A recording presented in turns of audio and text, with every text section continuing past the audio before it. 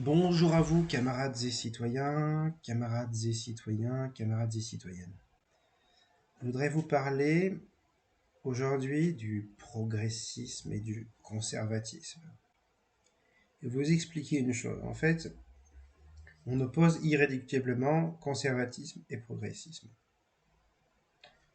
C'est, bon, grosso modo, la gauche et la droite, la gauche, dirons-en progressiste, et la droite conservatrice. Seulement, il y a une chose qu'il faut voir. C'est que cette notion de progrès implique de donner, comme cette notion de conservatisme, implique de donner un sens à l'histoire, dans les deux cas. Quel sens donne-t-on, par exemple, on va commencer par le progrès. Quel sens donne-t-on au progrès? Qu'est-ce qu'un progrès? Est-ce que c'est un progrès vers plus de liberté humaine? Est-ce que cette liberté humaine, c'est une liberté individuelle?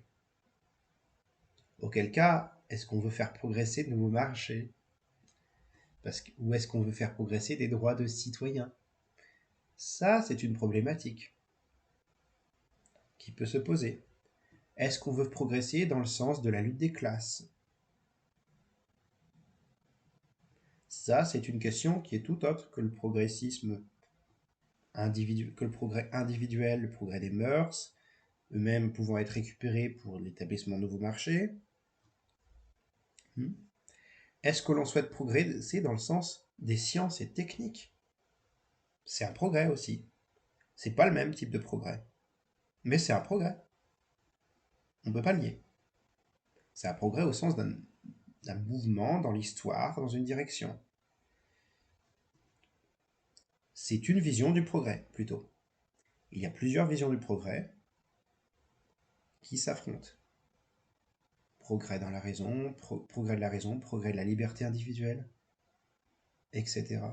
Progrès des sciences, des techniques, progrès d'amélioration des conditions matérielles d'existence, donc le socialisme, progrès de la démocratie.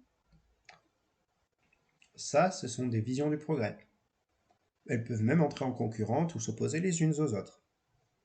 On peut très bien progresser technologiquement, mais régresser socialement, etc., etc. Mais du coup, ça contredit seulement la notion du progressisme? Eh ben non. Ça contredit aussi la notion de conservatisme. Qu'est-ce qu'on souhaite conserver en fait? Il faut choisir l'époque. Enfin, les conservateurs, en fait, on oppose soit. Quand on pense à conservateur, on pense aussi à réactionnaire. C'est encore plus loin. Le conservateur, lui, veut que les choses ne bougent pas. Le réactionnaire a tendance à vouloir à vouloir reculer vers une époque bien antérieure. Les deux notions sont très similaires en fait. Seulement, quelle époque, dans ce cas-là, dans le sens inverse du progrès, à quelle époque souhaite-t-on revenir? Quelle époque souhaite-t-on conserver?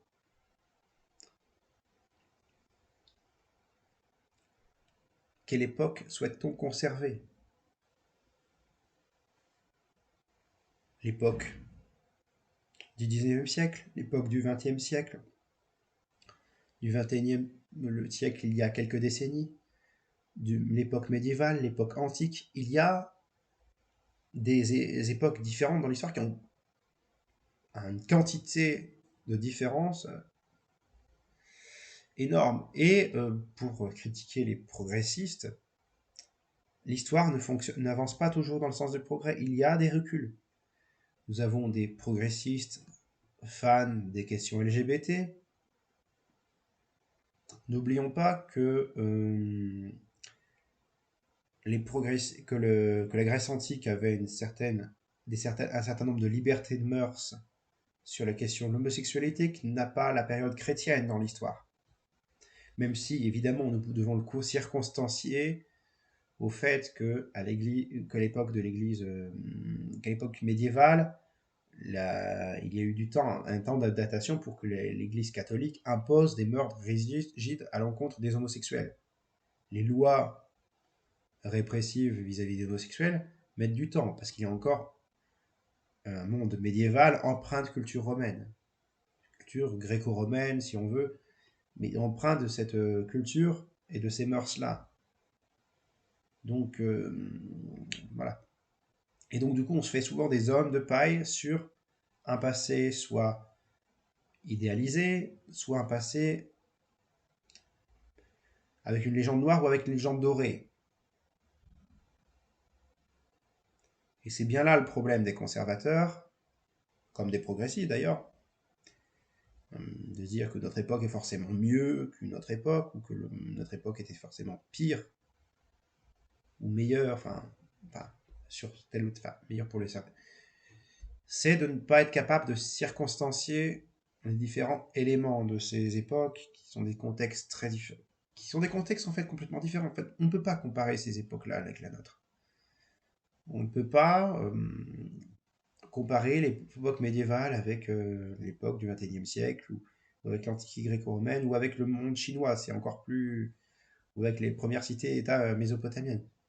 Quand on est marxiste, on arrive à essayer de comprendre les choses à travers le prisme économique, avec le prisme des rapports de production.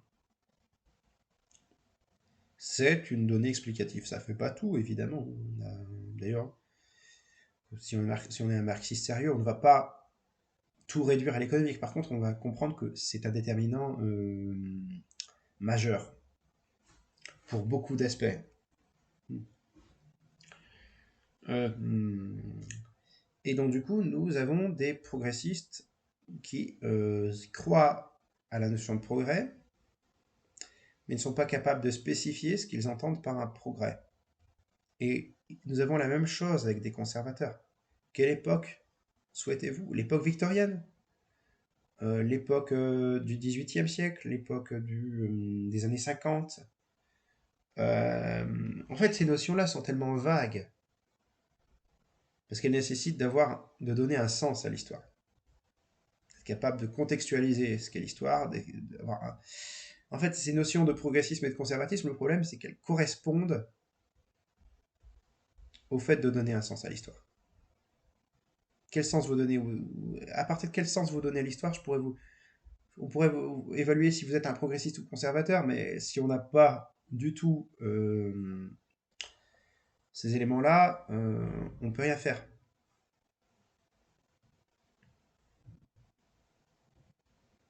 Il y a des thématiques différentes abordées, des contextes différents. Pour les conservateurs, c'est surtout des contextes, j'ai cru comprendre, même si c'est beaucoup plus complexe que ça. Il y a des gens qui sont conservateurs sur certains points, mais pas sur d'autres. Mais pour les progressistes aussi. Et c'est quelle grille de lecture avez-vous de l'histoire? C'est ce qui compte pour se définir qui est un progressiste et qui est un conservateur. Voilà. La notion de progrès qui font à la fois le progressisme et son opposé le conservatisme, et elles dépendent d'un sens de l'histoire.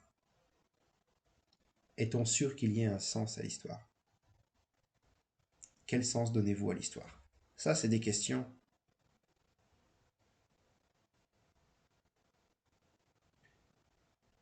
qui méritent d'être posées. Sur ce, camarades et citoyens, prenez soin de vous. En attendant, raison, égalité, camarades, nous vaincrons.